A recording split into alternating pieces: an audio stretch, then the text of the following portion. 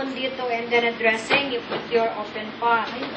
So, the one on the thumb side should be a little bit higher, okay? Higher than your pinky side. So, take this one, okay, dun sa thumb side, across. And then put it across there. You get it? And then take this one also, across this one, put it there. Okay? And then this one again, put it there.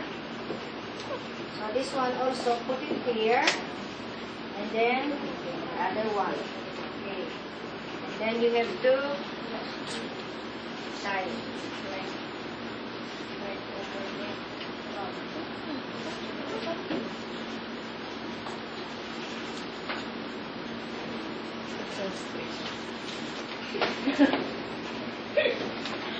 Sorry na, maliit eh.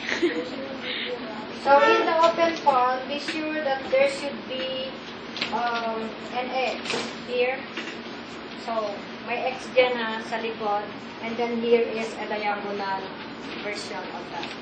So that is your open palm. Okay.